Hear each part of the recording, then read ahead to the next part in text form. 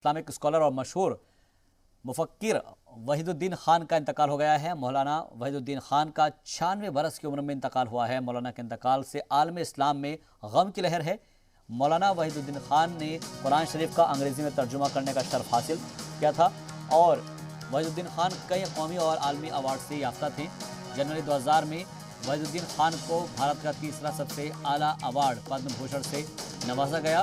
जनवरी 2021 में हिंदुस्तान के दूसरे सबसे आला एजाज़ पद्म विभूषण से भी उनको नवाजा गया।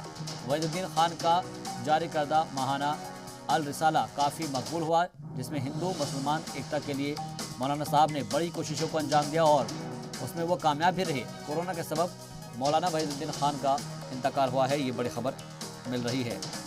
तो हर तरफ रंजो गम का माहौल है और ख़ास तौर पर कोरोना की इस लहर में हर कोई इस बात को लेकर काफ़ी संजीदा है कि आखिर एक के बाद एक इस तरह के इंतकाल की खबरें मिल रही हैं, जिसमें इस्लामिक स्कॉलर मशहूर मुफक्किर वहीदुद्दीन खान का भी इंतकाल हो चुका है। मौलाना वहीदुद्दीन खान का 96 बरस की उम्र में इंतकाल हुआ है और जिसके बाद आलम इस्लाम में गम की लहर देखने को मिल रही है। दरअसल मौलाना वहीदुद्दीन खान ने कुरान शरीफ का अंग्रेजी में तर्जुमा करने का उनको शर्फ हासिल है और उनको कई अवार्ड्स भी मिल चुके थे। वहीदुद्दीन खान कई कौमी और आलमी अवार्ड से याफ्ता हैं। जनवरी 2000 में वहीदुद्दीन खान को भारत का तीसरे सबसे आला अवार्ड पद्म भूषण से उन्हें नवाजा गया था।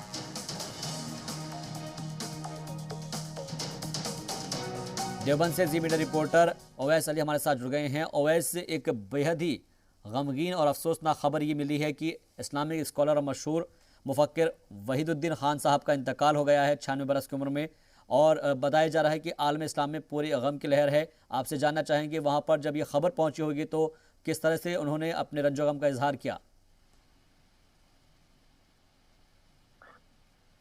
बिल्कुल शाबाद, आपको बता दें कि मौलाना जो जगत है, अपना जो उलेमा जगत है, उसके अंदर जब से ही वहीदुल हसन खान साहब का 96 वर्ष की उम्र में जब इंतकाल हो गया है, तो उनके इंतकाल के बाद तमाम उलेमाओं में एक गम की लहर दौड़ गई है।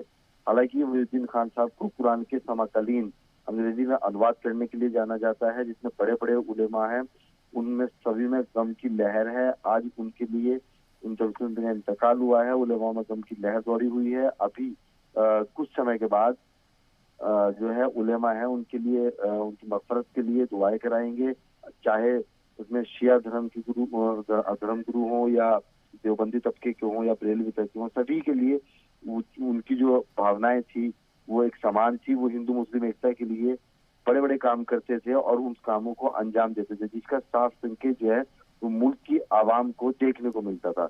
हालांकि वहीदुल रहमान जो खान साहब हैं, उनको 2000 में भी भारत के तीसरे सर्वोच्च अवार्ड पद्म भूषण से नवाजा गया था और 2021 में भी दूसरे सर्वोच्च पुरस्कार पद्म भूषण श्री से भी नवाजा गया।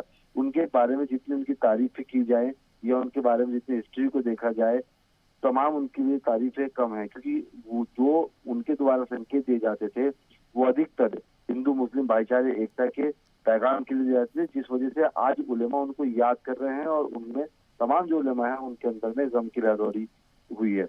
मौलाना वहीदुल रहमान का इंतकाल जो है वो 96 बरस की उम्र में हुआ है। तमाम जो कुरान शरीफ के तर्जुमे हैं वो उन्होंने किए हैं और खास तौर पर सबसे अगर बड़ी बात की जाए तो यह है कि उन्होंने इंग्लिश भाषा में कुरान का पूरा अनुवाद किया है।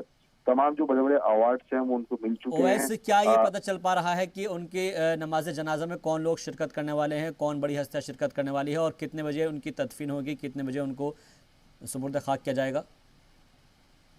बिल्कुल शायद आपको बता दें कि अभी तक ये स्पष्ट नहीं हो पाया कि क्या जो वीआईपी जो मौलाना हैं, जो बड़े बड़े उलेमा हैं, क्या वो शिरकत कर पाएंगे, क्योंकि कोविड-19 की वजह से मात्र जो है जो बाहर से आने वाले हैं वो बहुत कम आ पाएंगे, क्योंकि जो उत्तर प्रदेश से लगे हुए बॉर्डर है वहां पर कोविड की जांच चल रही है और ज्यादा लोगों को भीड़ भाड़ वाले इलाकों से बचाया गया है। जिलाधिकारी के जो आदेश हैं, जो कोविड-19 की गाइडलाइंस जारी की गई है, उसी के तहत मौलाना को सुपुर्द खाक किया जाएगा।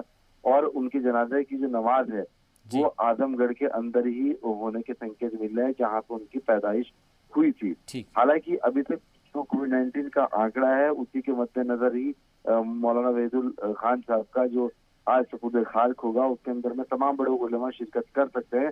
जो आसपास क्षेत्र के उलेमा हैं वो उसमें शिरकत करेंगे। हालांकि जिस तरीके से जयपुर के अंदर में अस्पताल में उनका इंतकाल हुआ है, तो ये भी माना जा रहा है कि राजस्थान के अंदर में उनको सपुर्द खाक बिल्कुल, किया जा यानी कि सकता है। अभी थोड़ा सा पशुपेश की जो है हालात है, आप नज़र बनाए रखिएगा इस खबर पर, आगे भी आपसे अपडेट लेते रहेंगे। फिलहाल बहुत बहुत शुक्रिया हमसे बातचीत के लिए, मजीद अपडेट के लिए आपका।